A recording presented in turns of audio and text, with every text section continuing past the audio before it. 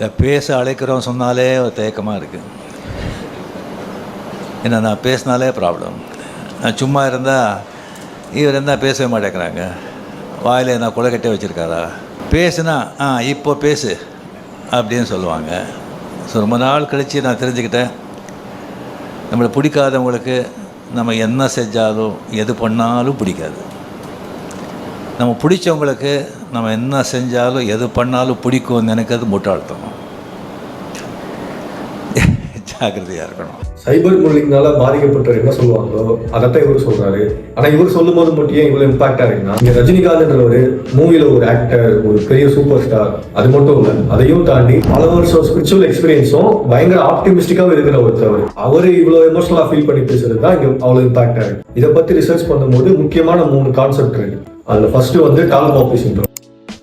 டால் பாப்பி syndrome அப்படின்னா என்னன்னா, ஒரு குரூப்ல வந்து ஆவரேஜா இருக்கிறவங்க தான் அதிகமா இருப்பாங்க. அந்த ஆவரேஜான பீப்புள் எல்லாம் சேர்ந்து அந்த குரூப்பை பேலன்ஸ் பண்ண பார்ப்பாங்க. பேலன்ஸ்னா கீழே இருக்கிறவங்க எல்லாம் மேல கொண்டு வரது இல்லை, மேல இருக்கிற எல்லாத்தையும் கீழே கொண்டு வந்து பேலன்ஸ் பண்றது.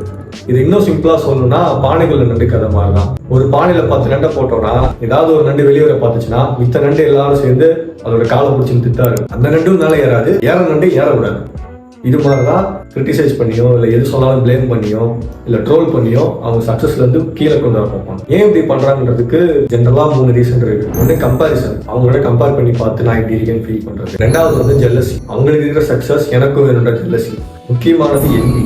என்வியும் கிட்டத்தட்ட ஜெல்லசி மாதிரி தான். ஆனா இதுல எனக்கு இல்லைன்னா யாருக்கும் இருக்கக்கூடாது அந்த மைண்ட் செட். என்விலே 2 டைப் இருக்கு. ஃபர்ஸ்ட் டைப் வெட்டிங் என்வி, அவங்களுக்கு அந்த சக்சஸ் இருக்கக்கூடாதுன்ட்டு நாம எஃபோர்ட் போட்டு பயங்கரமா ஹார்ட் ஒர்க் பண்ணி அந்த சக்சஸ் அடையிறது. ரெண்டாவது டைப் வந்து மலிஷியஸ் என்வி. இதுதான் கொஞ்சம் டேஞ்சரான. இதுல வந்து அவங்களை எக்ஸசிவா ட்ரோல் பண்ணி கிரிட்டிசைஸ் பண்ணி அவங்களோட சக்சஸ்ல இருந்து அவங்களுக்கு கீழே கொண்டு வந்து ஆவரேஜ் பீப்புளோட பேலன்ஸ் பண்ண வைக்கிறது. ரெண்டாவது கான்செப்ட் வந்து ஆன்லைன் டிஸ்இன்ஹிபிஷன் எஃபெக்ட். இந்த எஃபெக்ட் 2004ல ஜான் சூலர்ன்றவர் அவர் ரிசர்ச் பேப்பர்ல ப்ரப்போஸ் பண்ணார். இது சிம்பிளா ஒரு எக்ஸாம்பிளா சொல்லணும்னா, ஸ்கூல்லயோ காலேஜ்லயோ கிளாஸ்ல கரண்ட் இருக்கும் போது எல்லாரும் சைலண்டா அமைதியா இருக்கும். ஆனா திடீர்னு கரண்ட் கட் ஆச்சுன்னா எல்லாரும் அங்கிட்டு ஆகும்னு கத்தா இருக்கும். கரண்ட் வந்தது மறுபடியும் எல்லாரும் சைலண்டா இருக்கும். கரண்ட் போனதை மட்டும் ஏன் அப்படி எல்லாரும் கத்துறோம்னா, நாம தான் கத்துறோம்னு டீச்சர் கண்டுபிடிக்க மாட்டாங்க தைரியம் தான். எவனே தெரியல தம்பி, ஒரு குருவுமே சேர்ந்துக்கிட்டு இந்த கரண்ட் கட் ஆனவனே என் பேரை சொல்லி மரியாதை இல்லாம கத்துறாங்க. ஆமா சார், எவனு கண்டுபிடிச்சனா கைய கால ராவி விட்டுருந்தாங்க. ஆமா சார், கரண்ட் கட்டாத நீ என்ன சார் பண்ணுவீங்க? அது கவர்மெண்ட் பிரச்சனை, அது நான் என்ன பண்ண முடியும்? அறிவு கேட்டாங்க. நான் கிளம்புறேன் சார், தண்ணி குடிச்சு.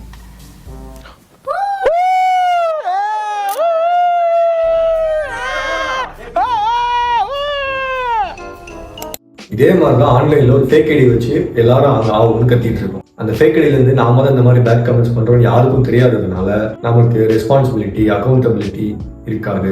அதுக்கு அந்த பக்கம் இருக்கிறவங்க எப்படி ரியாக்ட் பண்றாங்கன்னு நமக்கு தெரியாது. அவங்களுக்கு யாராவது சப்போர்ட் பண்ணி ரிப்ளை கமெண்ட் பண்ணாலும் அதுக்கு நம்ம உடனே ரெஸ்பாண்ட் பண்ணணும்னு அவசியம் இல்லை, ஈஸியா கோஸ்ட் பண்ணிட்டு போயிடலாம். யாரு வேணாலும் யாரை பத்தி என்ன வேணா போஸ்ட் பண்ணலாம், கமெண்ட் பண்ணலாம், ட்ரோல் பண்ணலாம். இது எல்லாத்துக்கும் முக்கியமான காரணம் ஆன்லைன்ல நாம தான் பண்றோம்ட்டு யாருக்கும் தெரியாது. அதுதான். மூணாவது கான்செப்ட் வந்து பை ஸ்டாண்டர்ட்ஸ்.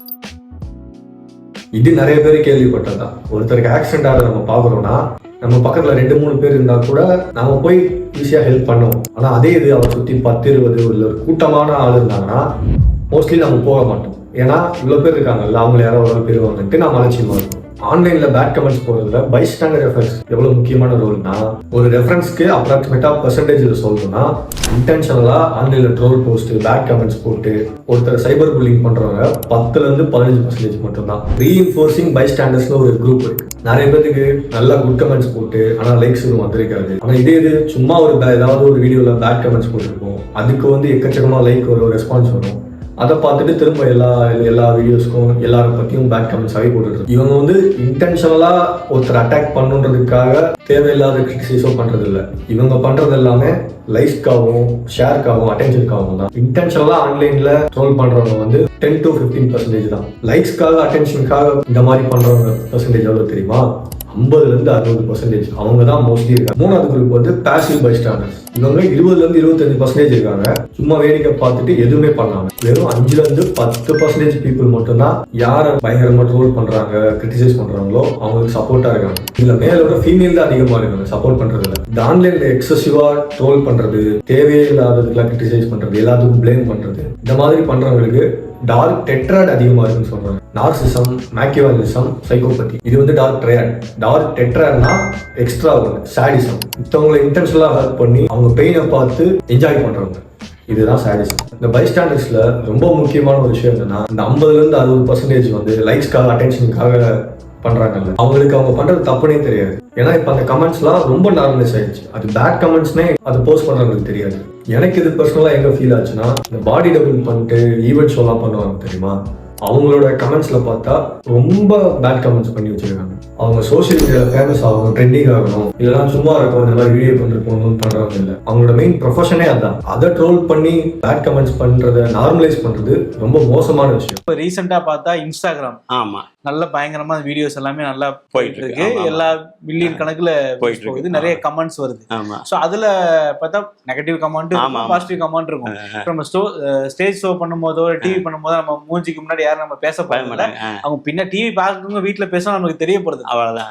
ஆனா இந்த இன்ஸ்டாகிராம்ல கமெண்ட் வருது, ஆமா அதை பார்க்கும்போது அது உங்களுக்கு ஏதாவது வருத்தத்துக்குரிய கமெண்ட் வந்திருக்கா? சோறு வைக்காங்க வீட்டில். சோறு நிறைய அழகான சோறு நல்ல இருக்கு சாப்பாடு. அதில் சின்ன சின்ன குருணை இருக்கு, என்ன கல் இருக்கு, அதை தூக்கி போட்டு சாப்பிட்டு போயிட்டே இருக்க வேண்டியதான். கல்லை தூக்கி மண்ணோம்னா நம்ம பல்லு தான் போகும், பல்லும் போகும், நம்ம சொல்லும் போகும். நீ வெள்ளு, அவ்வளோதான். ஸோ அந்த கமெண்ட்ஸாக பார்த்தாலும் நீங்கள் அதை பெருசாக கண்டுக்கிறது இல்லை. அது அவங்க வேலை, நம்ம வேலை. பயிரதில் அவங்களுக்கு ஒரு மனசு நிம்மதியாக வையட்டும்.